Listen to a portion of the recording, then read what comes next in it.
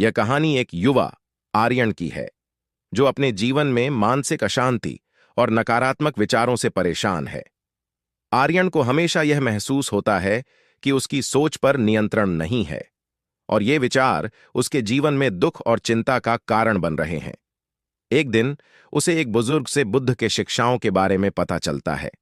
बुद्ध के विचारों से प्रेरित होकर आर्यन एक आध्यात्मिक यात्रा पर निकलता है जिसमें वह ध्यान, स्वचिंतन और आत्मनिरीक्षण के माध्यम से अपने मन को शांत करना और गंदे विचारों से मुक्त करना सीखता है।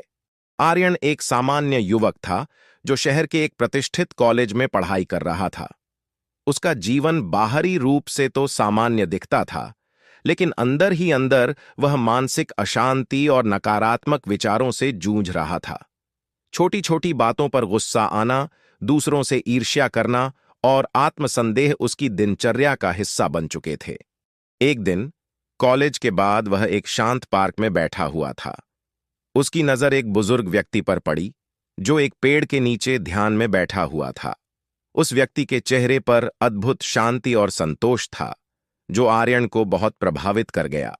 आर्यन ने अपनी जिज्ञासा से प्रेरित होकर बुजुर्ग व्यक्ति से बात करने का फैसला किया। उसने धीरे धीरे कदम बढ़ाते हुए उस व्यक्ति के पास जाकर कहा, नमस्ते, आप यहां ध्यान कर रहे हैं?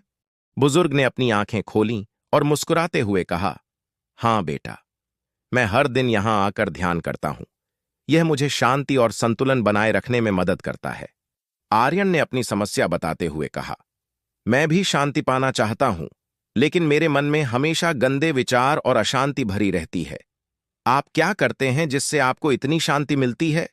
बुजुर्ग ने गहरी सांस लेते हुए कहा, बुद्ध के विचारों का पालन करके।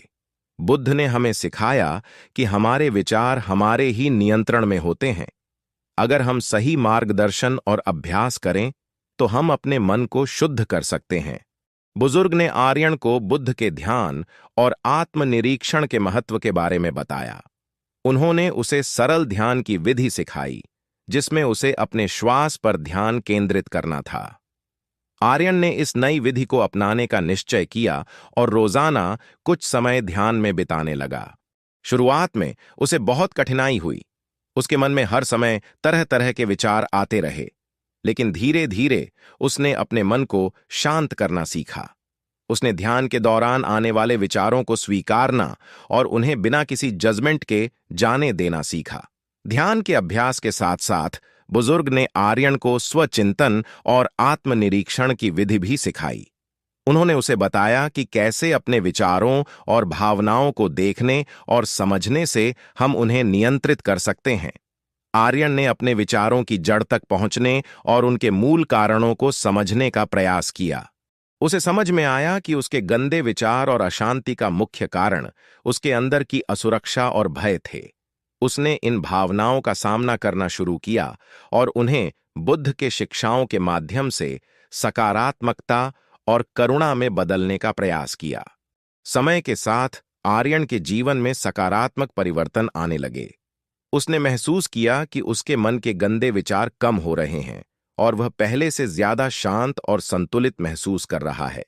उसने अपने दोस्तों और परिवार के साथ अपने अनुभव साझा किए और उन्हें भी इस मार्ग पर चलने के लिए प्रेरित किया। आर्यन ने समझा कि मन की शांति और शुद्धि के लिए लगातार प्रयास और अभ्यास की आवश्यकता होती है। बुद्ध के विचारों और ध्यान के अभ्यास ने उसके जीवन को नया अर्थ और दिशा दी।